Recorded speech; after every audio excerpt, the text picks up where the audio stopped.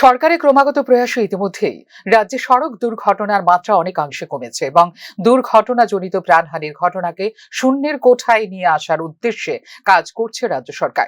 এক্ষেত্রে রাহবীর প্রকল্প, hit and run scheme এবং ক্যাশলেস স্কিম লাগু করেছে রাজ্য সরকার।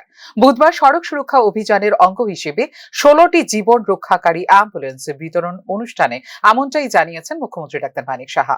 রাজধানীর বিবেকানন্দ ময়দানে হয় এদিনের এই অনুষ্ঠানটি।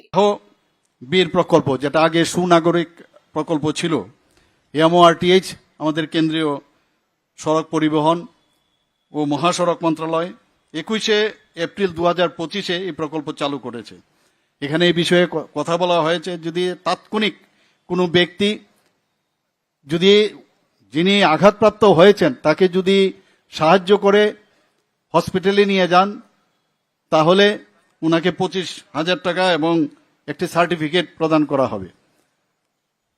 হিট অ্যান্ড রান স্কিম এটা চালু হয়েছে 25শে ফেব্রুয়ারি 2022।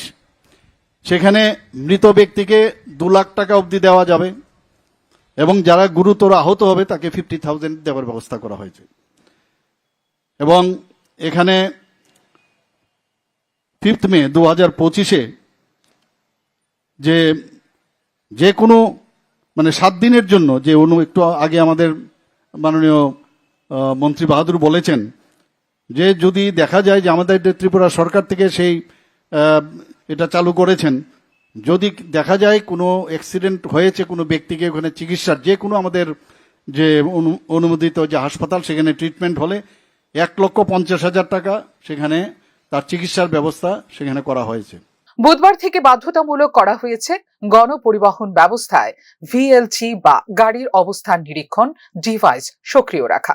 এর মাধ্যমে সড়ক দুর্ঘটনায় প্রাণহানি অনেকটাই নিয়ন্ত্রণ করা সম্ভব হবে বলে জানিয়েছেন মুখ্যমন্ত্রী ডাক্তার মানিক সাহা। বলেছেন যে নির্ভয়া ফান্ড স্কিম, যেটা নির্ভয়া কাণ্ডের পরে এই ফান্ড স্কিম করেছে, সেটা 2018 সালের 25শে অক্টোবর ভারত সরকারের যে এমআরটিএইচ আছে তাদের যে নির্দেশ, যে সব ধরনের যে পরিবহন যানবাহন আছে 2019 সালের 1 জানুয়ারি থেকে এই ভেহিকেল লোকেশন ট্র্যাকিং, যেটা বিএলটি ডিভাইস এবং ইমার্জেন্সি বটম, সেটা বাধ্যতামূলক বসাতে হবেই।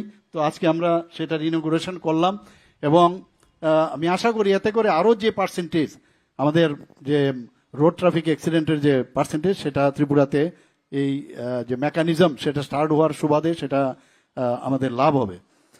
আজ রাজ্যে এএসআই 140 স্পেসিফিকেশন, সেই অনুযায়ী vehicles tracking platform or safety and enforcement, যেটা আজকে প্রকল্পটি কিনে চালু হলো।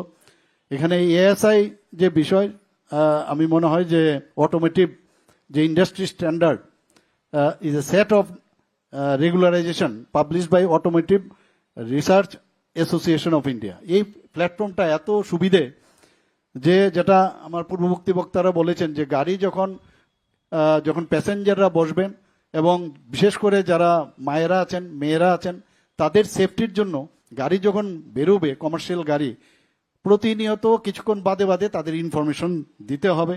ত্রিপুরায় এই বছর সড়ক দুর্ঘটনাজনিত মৃত্যুর হার হ্রাস পেয়েছে 34%। আগামী বছরের মধ্যে আগরতলায় এআই ভিত্তিক ট্রাফিক পর্যবেক্ষণ চালু করার পরিকল্পনা করছে রাজ্য সরকার। স্মার্ট সিগন্যাল এবং যানবাহনের আচরণ ট্র্যাকিং এর জন্য পাইলট পরীক্ষাও ইতিমধ্যেই শুরু করে দিয়েছে রাজ্য সরকার। ফিউরো রিপোর্ট, নিউজ নাও।